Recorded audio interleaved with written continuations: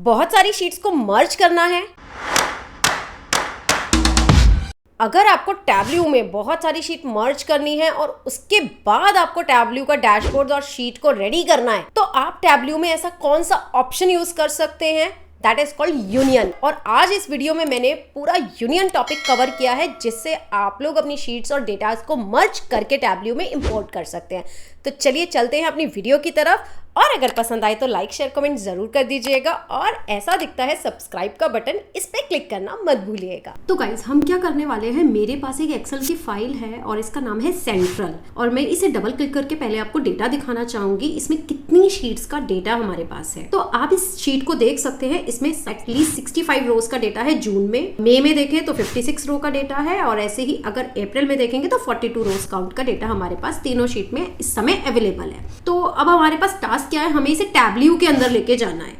तो पहले हम इस फाइल को क्लोज करते हैं और हम अपनी टैबल्यू की तरफ चलते हैं। अब माइक्रोसॉफ्ट एक्सेल से हम अपना डेटा इंपोर्ट कर लेते हैं, और मेरी सेंट्रल की फाइल मैं यहाँ पे इंपोर्ट करने वाली हूँ। अब जैसे ही आप देखेंगे यहाँ पे मेरे पास तीनों फाइल ऑलरेडी आ चुकी हैं। अब हम लोग अक्सर क्या करते हैं, हम अप्रैल की फाइल को इस तरीके से ड्रैग एंड ड्रॉप करेंगे, फिर जून की फाइल को ड्रैग एंड ड्रॉप करेंगे, और ड्रैग एंड ड्रॉप करने के बाद अब यहाँ पे हमें रिलेशनशिप मैनुअल क्रिएट करना पड़ेगा, जो कि मैं कस्टमर आईडी के बेस पे कस्टमर आईडी को रिलेट करने वाली हूँ। तो लेकिन अब आपके पास, आप ये देखिए, आप कितने रिलेशनशिप्स बनाएंगे। ऐसी अगर हमारे पास 15 से 20 फाइलें हैं और सब में अलग अलग शीट्स हैं, और उन अलग अलग शीट्स को पहले हम रिलेशनशिप में लेंगे और उसके बाद हम इसमें इंपोर्ट करेंगे, तो वो हमारा टाइम ज्यादा कंज्यूम होने वाला है। तो instead of doing this thing, हमें ये काम नहीं करना। हम क्या करने वाले हैं, आज हम यूनियन फंक्शन की हेल्प से इस काम को इजी करने वाले हैं। हमारी एक फाइल में 3 शीट्स हैं, यूनियन की हेल्प से हम क्या करने वाले हैं, तीनों शीट्स के डेटा को कंबाइन करना चाह रहे हैं। तो इन तीनों डेटास को कंबाइन कैसे किया जाएगा, आपको न्यू यूनियन पे डबल क्लिक करना है।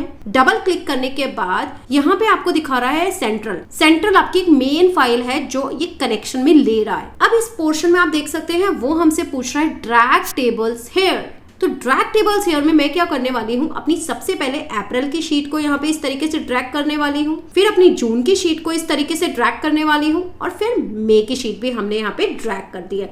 आप देख सकते हैं हमारे पास तीनों की तीनों फाइल्स आ चुकी है। और अब मैं यहाँ पे अगर ओके पे क्लिक करती हूँ, तो आप देख सकते हैं मेरे पास सिर्फ एक यूनियन वाली फाइल आई है। हम यहाँ इसे क्या कर सकते हैं, नेम दे सकते हैं, और नेम देने से क्या होगा, ये हमारी एक सेंट्रल की कंबाइंड फाइल यहाँ बन चुकी है। और अब हम इसे क्या करने वाले हैं, यहाँ पे अगर आप देख सकते हैं तो मेरे पास कुछ तकरीबन 100 रोज का डेटा आया है। और अगर मैं इसे आपको चेक कराऊं, तो हम अपनी शीट 1 पे जाते हैं, और शीट 1 पे जाने के बाद अगर हम टेबल नेम को ड्रैग एंड ड्रॉप करेंगे, तो आप देख सकते हैं मेरे पास तीनों टेबल्स का डेटा आ चुका है। तो यूनियन ने क्या किया, सिंपली हमारे सारे के सारे एक शीट के डेटा सोर्स को एक में कंबाइन कर दिया। इसी तरीके से अगर अब मेरे डेस्कटॉप पे मेरे पास मेरी वेस्ट जोन की फाइल है, तो सिमिलरली अब हम नेक्स्ट प्रोसेस क्या करने वाले हैं, अगेन माइक्रोसॉफ्ट एक्सेल में अब मैं अपनी वेस्ट की फाइल को लेने वाली हूँ, और अगेन हम वेस्ट की फाइल के साथ भी सेम प्रोसेस करने वाले हैं, न्यू यूनियन। और अब की बार मैं अपनी वेस्ट की सारी फाइल्स को इसमें ड्रैग एंड ड्रॉप कर रही हूँ और ओके कर रही हूँ। अब ओके करने के बाद यहाँ पे मैं, जो मेरा सेकेंड यूनियन बना है, मैं इसे ड्रैग एंड ड्रॉप कर रही हूँ,